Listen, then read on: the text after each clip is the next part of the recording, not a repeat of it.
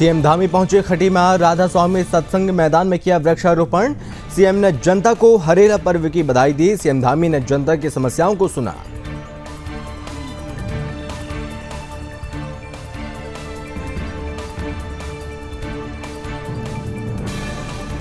CM Dhami पहुंचे Khatima. CM व्यापार मंडल शपथ कार्यक्रम में हुए शामिल। लोगों ने सीएम धामी का किया स्वागत। सीएम धामी ने कार्यक्रम को किया संबोधित।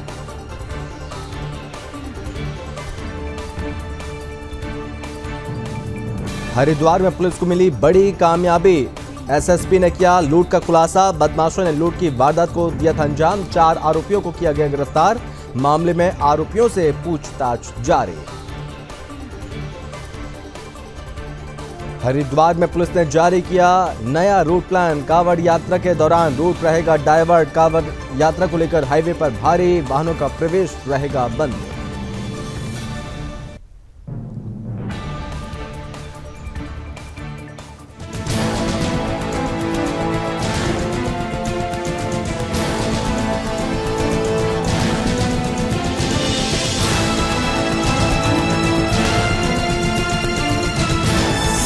आप देख रहे हैं सुदर्शन न्यूज।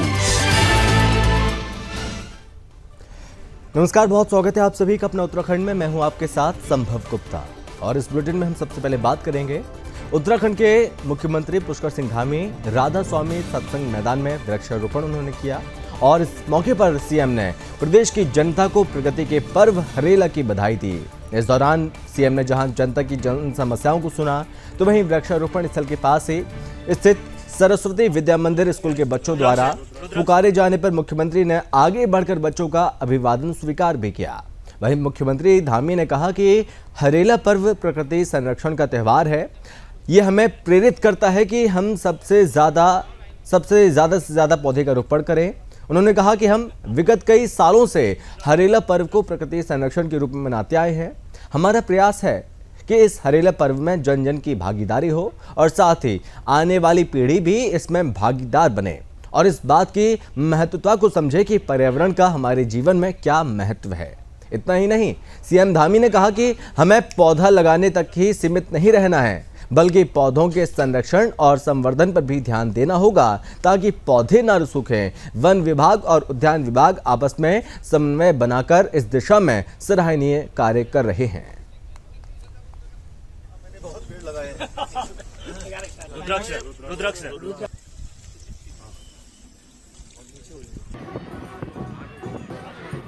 हरेला पर्व हमारे लिए जहाँ प्रकृति संरक्षण का है, प्रकृति संरक्षण का त्यौहार है, वहीं हमारे को इस बात के लिए भी प्रेरित करता है कि हम अधिक से अधिक पौधों का रोपण करें और उत्तराखंड के अंदर इसको हम लोग एक हरित क्रांति के रूप में, पर्यावरण संरक्षण के दिवस के रूप में पिछले कई वर्षों से मनाते आए हैं। हमारा प्रयास है कि जन जन की इसमें भागीदारी हो, हमारी नई आने वाली पीढ़ी भी इसमें भागीदार बने, वह भी आने वाले समय के लिए पर्यावरण संरक्षण के महत्व को समझे कि इन पौधों को लगाने से किस प्रकार का हमको जीवन में फ़ायदा होता है। इन सभी विषयों को लेकर हम लगातार काम कर रहे हैं। हमारे वन विभाग के लोग, उद्यान विभाग के लोग, अनेकों विभागों के लोग आपस में समन्वय करके इस बार बड़ी मात्रा में पौधारोपण।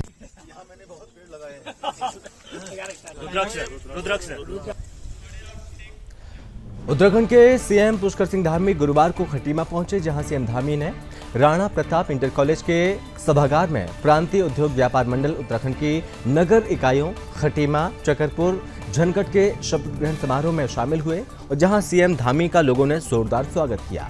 इस दौरान सीएम धामी ने कार्यक्रम में पदाधिकारियों को इस पद की शपथ दिलाई। इस दौरान मुख्यमंत्री धामी ने व्यापारियों को संबोधित भी किया और साथ ही साथ सीएम धामी ने कहा कि व्यापार मंडल की मंडी शुल्क को लेकर जो मांग है उस पर कि उत्तर प्रदेश की तुलना में उत्तराखंड में मंडी शुल्क में जो भी अंतर होगा उसका आकलन करते हुए अंतर को दूर किया जाएगा। उन्होंने कहा कि व्यापारी सुरक्षित रहे, व्यापारी सुरक्षा गारंटी हो, इसलिए व्यापारी दुर्घटना बीमा को डबल किया गया। उन्होंने कहा कि देश के यशस्वी प्रधानमंत्री नरेंद्र मोदी की अपेक्षा के अनुरूप लोकल फॉर वोकल धरातल पर उतर रहा है।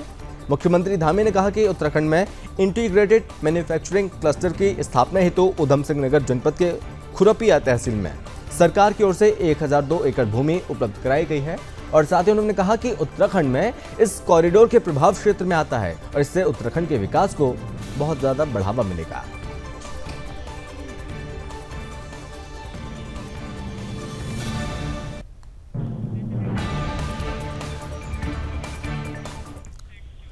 ऊधम सिंह नगर जिले के किच्छा में प्रशासन ने नशा मुक्ति केंद्र में युवक की संदिग्ध मौत के मामले में कार्रवाई करते हुए नशा मुक्ति केंद्र को सीज कर दिया। और आपको बता दें कि ऊधम सिंह नगर के किच्छा में पुलभट्टा थाना अंतर्गत नई रोशनी नशा मुक्ति केंद्र का स्वास्थ्य विभाग और प्रशासन की टीम ने औचक निरीक्षण किया। 3 दिन पहले किच्छा के जवाहर नगर निवासी भवन सिंह की नशा मुक्ति केंद्र में संदिग्ध मौत हो गई थी। आपको बता दें कि भुवन के परिजनों ने नशा मुक्ति केंद्र के संचालक पर भुवन के इलाज में लापरवाही बरतने और मौत के लिए केंद्र संचालक को जिम्मेदार ठहराया था। मृतक भुवन की पत्नी भावना सोयाल ने पुलभट्टा थाना पुलिस को तहरीर देकर केंद्र संचालक के खिलाफ कार्रवाई की मांग की थी। और भुवन की मौत के बाद हरकत में आए स्वास्थ्य विभाग की टीम ने नशा मुक्ति केंद्र का औचक निरीक्षण किया। जिलाधिकारी के निर्देश पर एसीएमओ डॉक्टर तपन शर्मा के नेतृत्व में स्वास्थ्य विभाग, तहसील प्रशासन और थाना पुलिस की टीम ने नशा मुक्ति केंद्र का निरीक्षण करते हुए तमाम खामियां जो कि पाए जाने पर केंद्र को सीज कर दिया। आपको बता दें कि एसीएमओ डॉक्टर तपन शर्मा ने बताया कि निरीक्षण के दौरान इलाज करा रहे लोगों ने केंद्र संचालक पर मारपीट किए जाने का भी आरोप लगाया। डॉक्टर शर्मा ने बताया कि नशा मुक्ति केंद्र में लगाए गए कैमरे चालू नहीं थे और इलाज के लिए कोई डॉक्टर मौजूद न होने के साथ ही तमाम खामियां पाए जाने के बाद नशा मुक्ति केंद्र को सीज कर दिया गया। और निरीक्षण के दौरान नशा मुक्ति केंद्र का संचालक कोई भी दस्तावेज उपलब्ध नहीं करा पाया। फिलहाल प्रशासन ने नशा मुक्ति केंद्र को सीज करने के बाद केंद्र संचालक के खिलाफ रिपोर्ट दर्ज की और जांच शुरू कर दी है।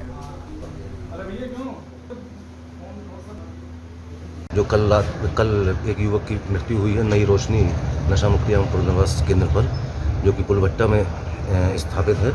तो मैं एसीएमओ डॉक्टर तपन शर्मा, तहसीलदार किच्छा, एसओ विद्याधर जोशी जी थाना पुलभट्टा व औषधि निरीक्षक डॉक्टर संजय कुमार के साथ आज यहाँ पर निरीक्षण करा गया। निरीक्षण में इनके द्वारा किसी भी प्रकार कोई अभिलेख प्रदर्शित नहीं किया गया। स्थिति बहुत ही खराब है। स्वच्छ हवा के आवागमन हेतु जरा सी भी व्यवस्था नहीं है, यहाँ पर सफाई तरीक भी नहीं है। इसको दृष्टिगत रखते हुए आज इसको सीज किया। खबर उत्तराखंड के हरिद्वार से है, जहां पर एसएसपी हरिद्वार ने बहादुराबाद क्षेत्र में हुई डकैती का खुलासा किया। और आपको बता दें कि कुछ दिन पहले ही एक व्यापारी से कुछ बदमाशों ने 50,000 और कुछ सामान की लूट की थी, जिसके बाद पीड़ित ने मामले की शिकायत थाने में की और जिसके बाद पुलिस ने मामले को दर्ज किया, जांच शुरू की।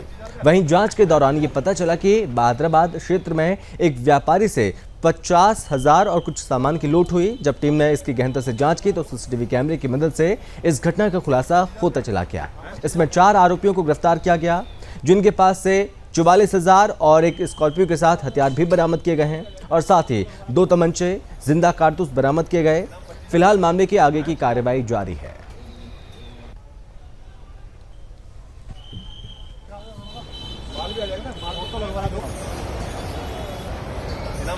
ये 10/11 की रात्रि को बहादुराबाद थाना क्षेत्र में एक व्यापारी से करीब 50,000 रुपये और उसका मोबाइल और थैला वगैरह छीन लिया गया था। और प्रारंभिक जानकारी में ये आया था कि एक स्कॉर्पियो गाड़ी इसमें इन्वॉल्व थी, जिसमें 4 लोग शामिल थे। चूँकि ये ऐसा प्रतीत हो रहा था कि ये इससे कहीं ना कहीं जुड़े हुए लोग हैं, तो उस हिसाब से पुलिस ने अपनी पता रसी सुराग रसी और सीसीटीवी वगैरह के एनालिसिस से इस केस को वर्कआउट किया है। इसमें जो गाड़ी है वो बरामद हो चुकी है। 4 व्यक्ति इसमें गिरफ्तार किए जा चुके हैं। 44,000 रुपये, उसका मोबाइल वगैरह। खबर उत्तराखंड के हरिद्वार से, जहां पर यातायात पुलिस ने कुछ आंशिक परिवर्तन के साथ बृहस्पतिवार को नया पैन जारी किया।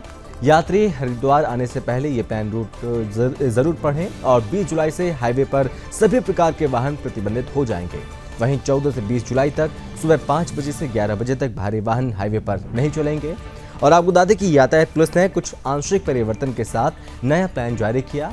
दिल्ली से देहरादून, ऋषिकेश जाने वाले सभी छोटे बड़े वाहनों को प्राथमिक तौर पर रामपुर तिराहे से देवबंद से गागलहेड़ी होते हुए छुटमलपुर, बिहारीगढ़ से देहरादून और साथ ही साथ ऋषिकेश के लिए डाइवर्ट किया जाएगा। हरिद्वार सीमा में प्रवेश कर चुके दिल्ली से देहरादून, ऋषिकेश जाने वाले छोटे बड़े वाहनों को कोवली से NH 344 से भगवानपुर के मंडावर, छुटमलपुर, बिहारीगढ़ से देहरादून और ऋषिकेश की तरफ डाइवर्ट किया जाएगा।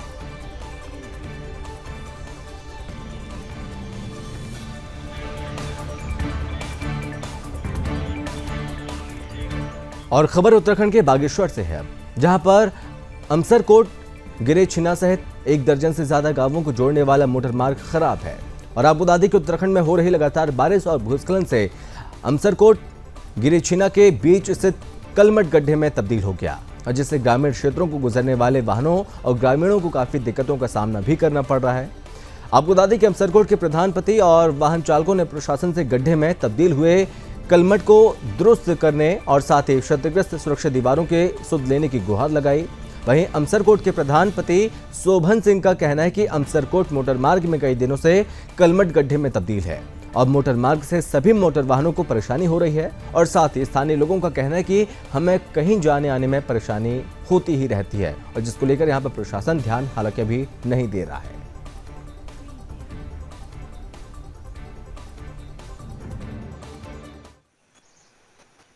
जी वहाँ पे गाड़ी निकलने की बहुत काफ़ी सक्रिय जगह हो रही है।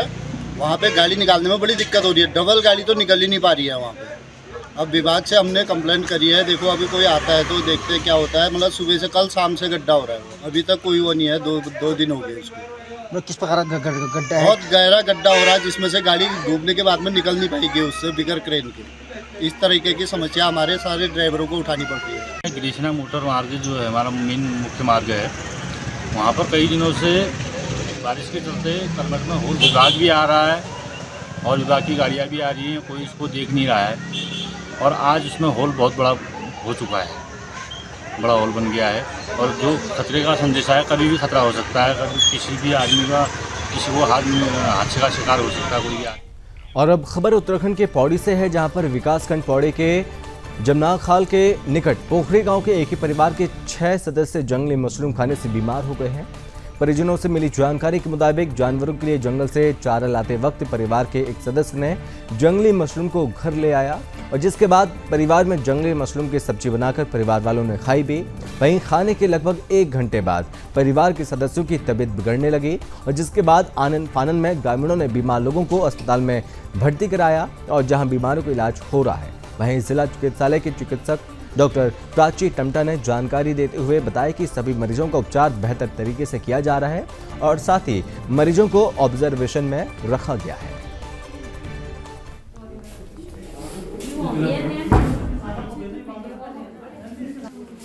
ये पूरी फैमिली आई है। इनका दिन में 1:30 बजे के करीब इन्होंने वाइल्ड मशरूम खा लिए थे, शायद गलती से। 4 बजे के करीब इनको सिम्टम्स आने शुरू हुए, सबको चक्कर आने लगे, उल्टी वगैरह आने लगी। तो मेडिसिन डिपार्टमेंट वगैरह ने भी देख लिया है। हमने इनको ECG वगैरह सब पेशेंट्स का हो गया है। सिम्टोमेटिकली हमने सब ट्रीटमेंट दे चुका है। लैब वगैरह नहीं किया जाता इसमें, पर बाकी सब हमने ट्रीटमेंट अभी दे चुका है। पेशेंट सबको एडमिशन के लिए एडवाइस किया था कंसल्टेंट ने, पर उन्होंने मना किया है, तो हम नामा लेके भेज रहे हैं। अभी तो पेशेंट सब कॉन्शियस हैं सबके सब। एक पेशेंट को बेहोशी आई थी, एक प्रेग्नेंट भी है इनमें, तो ऑब्स्काइनी वाले डिपार्टमेंट वाले आपके भी देख रहे हैं। तो अभी तो सब कॉन्शियस हैं, अभी सब स्टेबल हैं, पर अभी कुछ कह नहीं सकते, इसलिए हमने एडमिशन के लिए बोला था। ऑब्जर्वेशन में रखना जरूरी है जैसे मरीजों को। तो ठीक है, ठीक है, अभी सब होश में हैं, सबके BP वगैरह ठीक आ रहा है, पर आगे का बोल नहीं सकते। पॉइजनिंग के किसी भी केस को एकदम हम आगे का कमेंट नहीं कर सकते। कम से कम 24 to 48 आवर्स में पेशेंट को ऑब्जर्वेशन में रखा जाता है। तो मैम इसमें क्या पुलिस कर वो ही लेके आए थे, ये पूरे फैमिली को वो लेके आए थे।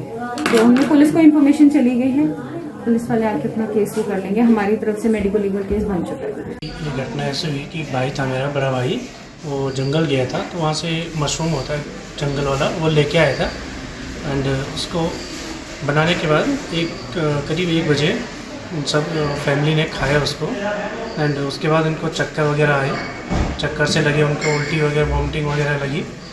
एंड उसके बाद हमने डॉक्टर यहाँ पौड़ी ले आए उनको। पूरे 6 लोग हैं, तो 6 लोगों का यहाँ पे उपचार करवा रहे हैं। पौड़ी में लेके आए हैं, इस हॉस्पिटल में भी चल रहा है उनका भी उपचार। नैनीताल हाईकोर्ट ने हरिद्वार में गंगा किनारे और अन्य जगहों से कुष्ठ रोगी और उनके आश्रम को हटाने के मामले में संज्ञान में लिया है, और इसी कड़ी में हाईकोर्ट ने हरिद्वार के जिलाधिकारी को 2 सप्ताह के अंदर अंदर जवाब देने के निर्देश भी दिए। कोर्ट ने हरिद्वार के DM से पूछा कि उनके जिले में कुष्ठ रोगियों के कितने आश्रम हैं, इनमें कितने कुष्ठ रोगी हैं, कोर्ट ने इनके आवास, रहन सहन, स्वास्थ्य जांच, पुनर्वास और बजट की स्थिति भी स्पष्ट करने के लिए कहा। मुख्य न्यायाधीश विपिन सांघी और न्यायमूर्ति आरसी खुलबे की खंडपीठ के समक्ष मामले की सुनवाई हुई और देहरादून के एनजीओ वेलफेयर सोसाइटी ट्रस्ट ने हाईकोर्ट के मुख्य न्यायाधीश को पहले से पत्र भेजा था और इसमें कहा गया कि सरकार ने पिछले दिनों गंगा नदी के किनारे और अन्य स्थानों से अतिक्रमण हटाने के दौरान यहां बसे कुछ कुष्ठ रोगियों को भी हटा दिया था। अब इनके पास न घर है और न ही रहने की कोई अन्य व्यवस्था है। इस पत्र में कहा गया कि भारी बारिश में कुष्ठ रोगी खुले जीवन में व्यतीत कर रहे हैं और जिसके बाद कोर्ट ने इस पत्र पर जनहित याचिका के रूप में सुनवाई की।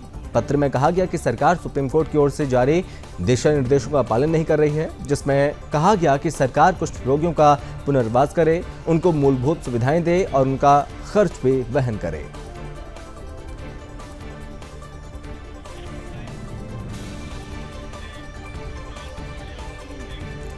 उत्तराखंड के हरिद्वार में उस वक्त हड़कंप मच गया जब हरिद्वार से लौट रहे युवकों की कार अनियंत्रित होकर पलट गई। इसमें सवार एक युवक की मौत हो गई है जबकि 3 युवक गंभीर रूप से घायल हो गए। पुलिस से मिली जानकारी के अनुसार नोएडा निवासी 4 युवक एक कार से देर रात हरिद्वार से गंगा स्नान कर लौट रहे थे और इस दौरान दिल्ली हरिद्वार हाईवे पर मंगलौर के पास उनकी कार पलट गई। राहगीरों ने इसकी सूचना पुलिस को दी। मौके पर पहुंची पुलिस ने गंभीर रूप से घायल सभी युवकों को अस्पताल में भर्ती कराया, जहां उपचार के दौरान एक युवक की गंभीर चोट लगने के कारण मौत हो गई और जबकि कार में सवार 3 लोग जो कि गंभीर रूप से घायल हैं, जिनका इलाज हो रहा है। वहीं थाना प्रभारी राजीव रोथाड़ ने कहा कि कार बहुत बुरी तरह क्षतिग्रस्त थी। घटना किस प्रकार हुई इसका अभी पता नहीं चल पाया। सभी घायलों को अस्पताल में भर्ती कराया गया। वहीं अभी मामले में तहरीर नहीं मिली है और तहरीर मिलने पर आगे की कार्रवाई की जाएगी।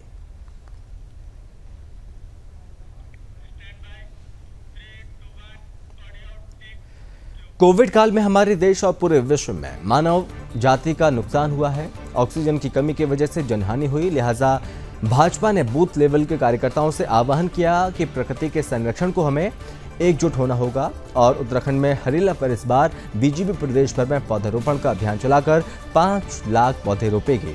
प्रकृति के संरक्षण का यह अभियान बीजेपी ने 23 जून से शुरू किया था, जिसके बाद बृहस्पतिवार को बीजेपी प्रदेश कार्यालय में पूर्व मंत्री और हरेला प्रभारी अरविंद पांडे ने बीजेपी के हरेला अभियान की जानकारी दी। उन्होंने कहा कि कोविड काल में हमारे देश और पूरे विश्व में मानव जाति का नुकसान हुआ है।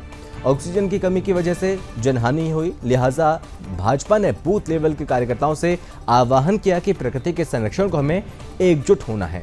उन्होंने कहा कि 23 जून को डॉक्टर श्यामा प्रसाद मुखर्जी के बलिदान दिवस, 6 जुलाई को उनकी जयंती और 16 जुलाई को हरेला पर्व को मिलाकर तय किया गया कि हर बूथ स्तर पर कम से कम 20 पौधे रोपे जाएंगे। इतना ही नहीं, उन्होंने कहा कि प्रदेश में 11,668 बूथ हैं। सभी बूथ पर 23 जून से आयोजन शुरू हुए और 30 जून से आपको बता दें कि 6 जुलाई तक 6,000 से ज़्यादा बूथों पर वृक्षारोपण संगोष्ठी की गई। 23 जून से आज तक 94,000 कार्यकर्ताओं ने वृक्षारोपण किया, लोगों को जागरूक किया और इस अभियान में हिस्सा भी लिया। इन्होंने अभी तक प्रदेश में करीब 60,000 पौधे लगाए। उन्होंने बताया कि आगामी 15 से 16 जुलाई को हरेला पर्व पर बड़े पैमाने पर यह अभियान चलाते हुए संगठन ने 5 लाख पौधे लगाने का लक्ष्य रखा है।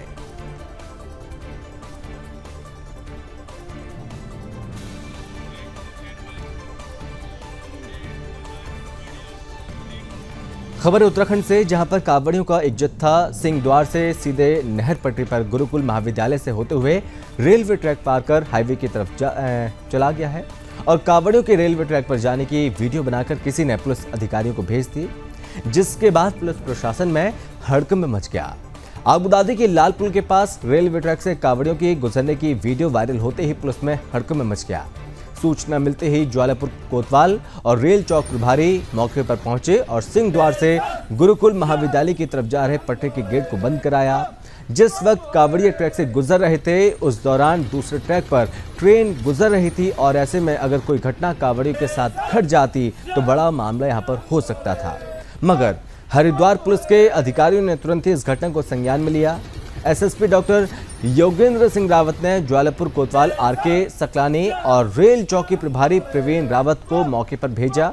इसके बाद दोनों ने मौके पर पहुंचकर सिंहद्वार पटरी को बंद कराया और एसएसपी डॉक्टर योगेंद्र सिंह रावत ने बताया कि कांवड़ियों के रेलवे ट्रैक पर चलने की सूचना मिली थी और जिसके बाद सिंहद्वार से पटरी को बंद करा दिया गया है।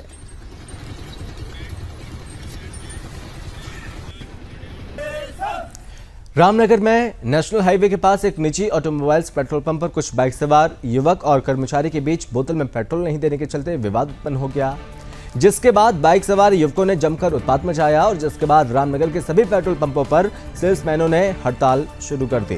वहीं पेट्रोल पंप पर तैनात कर्मचारियों ने कहा कि बाइक सवार कुछ युवक कल शाम पेट्रोल पंप पर आए थे, वो बोतल में पेट्रोल मांग रहे थे और इस पर कर्मचारी ने बोतल में पेट्रोल देने को मना कर दिया, जिसके बाद कर्मचारी का आरोप है इन युवकों ने अपने कुछ साथियों को मौके पर बुलाने के बाद उसके साथ गाली गलौज करते हुए मारपीट शुरू कर दी। वहीं पूरा घटनाक्रम पेट्रोल पंप में लगे सीसीटीवी कैमरे में कैद हुआ। कर्मचारियों ने प्रशासन से मांग करते हुए कहा कि पेट्रोल पंपों पर तैनात सभी सेल्समैन अपने आप को असुरक्षित महसूस कर रहे हैं और इसलिए उन्हें सुरक्षा उपलब्ध कराई जाए। वहीं कर्मचारियों ने ऐलान किया, जब तक आरोपियों की गिरफ्तारी नहीं हो जाती तब तक उनकी हड़ताल जारी रहेगी। फिलहाल मामले में थानेदार अरुण कुमार सैनी ने बताया कि इस मामले में पेट्रोल पंप के मालिक की शिकायत पर मुकदमा दर्ज, आरोपियों की तलाश शुरू कर दी गई है।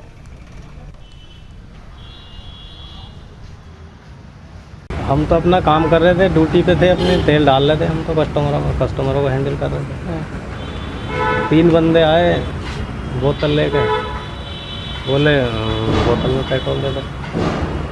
हमें तो ऊपर से आदेश हैं डीएम साहब के और पेट्रोल नहीं देना है बोतल में, तो हमने उनको मना कर दिया, भैया बोतल में नहीं मिलेगा। जिद करते रहे बहुत देर तक, वो दे दो। फिर गाली देने लगे, फोन काहे के लिए पंप खोल रखा, बहुत उल्टी सीधी गाली दी उन्होंने, मैं बोल भी नहीं सकता यहाँ पर। मना गाली देने लगे बात, फिर उसके बाद में लौंडे बुला लिए, मारपीट करी हमारे साथ लोगों वाला। रिपोर्ट दी है थाने में और पता नहीं मार के फिर उसके बाद में उन्होंने 15-16 लौंडे बुला लिए। उन्होंने ऑफिस में घुस के हमारे साथ मारपीटाई करी, हमारे ऑफिस में जिसमें हम अंदर बैठे हैं। तो कल 3:30 बजे की घटना है। कल 13 जुलाई को कुछ लड़के आए, उन्होंने बोतल में तेल मांगा, पेट्रोल मांगा, जो हमें गाइडलाइन मिली हुई है कि बोतल में हम पेट्रोल नहीं दे सकते। वो आधे घंटे तक पंप पे हमारे सेल्समैन को परेशान करते रहे, सेल्समैन की वीडियो बनाते रहे। उन्होंने ये कहा कि आप अगर बोतल में पेट्रोल नहीं दे सकते तो पंप क्यों खोल रखा है। फिर उन्होंने सेल्समैन को खूब मारा है। उन्होंने और लड़कों को बुलाया, 15 से 20 लड़के इकट्ठे हो गए, 10-15 मोटरसाइकिलें आ गई। हमारे पंप की सीसीटीवी फुटेज में भी उनकी सब घटना रिकॉर्ड है। हमने प्रशासन को सब चीज़ें हैंडओवर कर दी हैं। हमने एक एफआईआर भी करा दी है, एक रिसीविंग ले ली है कोतवाली रामनगर से। और मेरी यही रिक्वेस्ट है कि अगर इस घटना पे प्रशासन हम लोगों को सहयोग नहीं कर पाएगा तो हम किसी भी आगे प्रशासन की गाइडलाइन को कैसे फॉलो कर पाएंगे। अगर प्रशासन हमसे कहता है कि बोतल में पेट्रोल नहीं देना चाहिए तो हमें प्रशासन इसकी सिक्योरिटी भी प्रदान करे। सेल्समैनों में सभी पेट्रोल पंपों पे भय का माहौल है। कोई सेल्समैन किसी पेट्रोल पंप पे कार्य करने में अपने आप को असुरक्षित महसूस कर रहा है।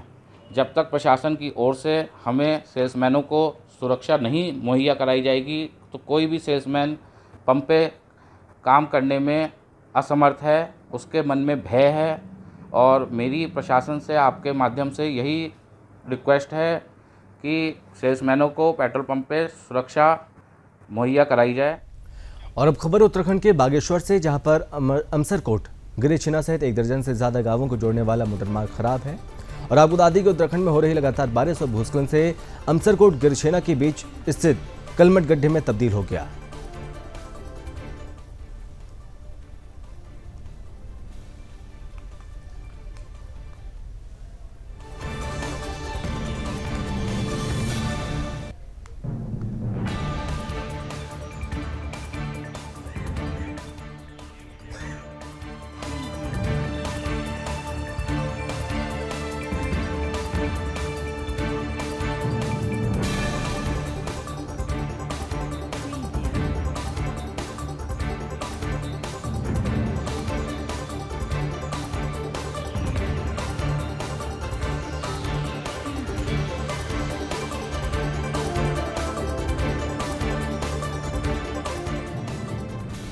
और चलिए बढ़ते हैं आगे। खबर उत्तराखंड के रामनगर से, जहां पर मानसून सत्र शुरू हो गया और ऐसे में बरसाती नालों का उफान में आने का जो सिलसिला है वो शुरू हो गया है। और इस बीच सोमवार को जो तेज बारिश हुई, बारिश से नेशनल हाईवे के पास धनगढ़ी बरसाती नाले का जलस्तर काफी बढ़ गया।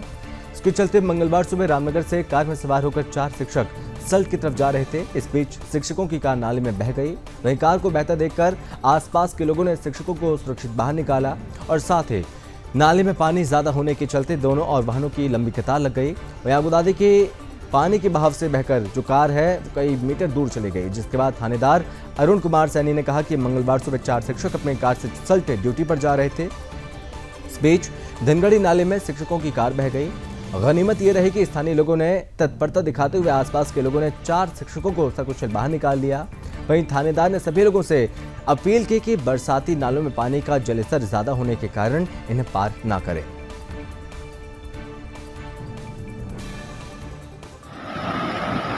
देखिए, सुबह रामनगर की तरफ से एक कार सलेरियो जा रही थी मोहन की तरफ और धनगढ़ी रट्टे पर काफ़ी पानी था। और लोगों ने उनको मना भी किया, लेकिन फिर भी वो उनको शायद जल्दी थी, उन्होंने पानी में गाड़ी डाल दी। तेज़ बहाव में गाड़ी स्लिप होगी। आंशिक रूप से उनको जो है क्षति हुई, कोई जान हानि नहीं हुई है।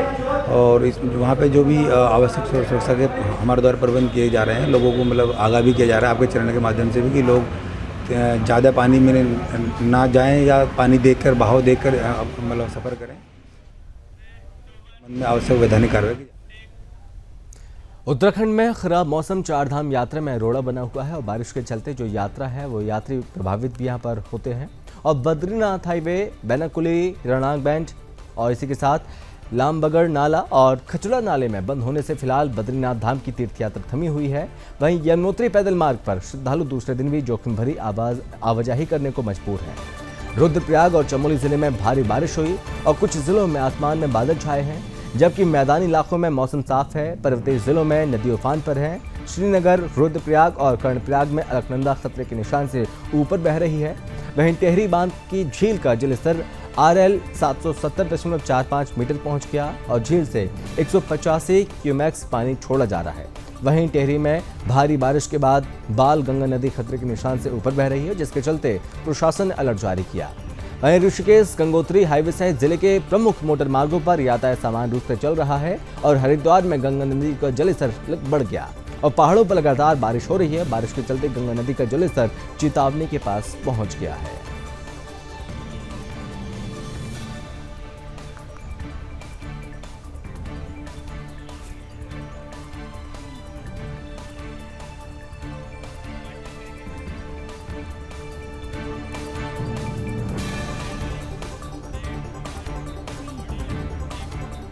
और इसी के साथ इस बुलेटिन में बस इतना ही। आप बने रहिए सुदर्शन न्यूज के साथ। जय हिंद।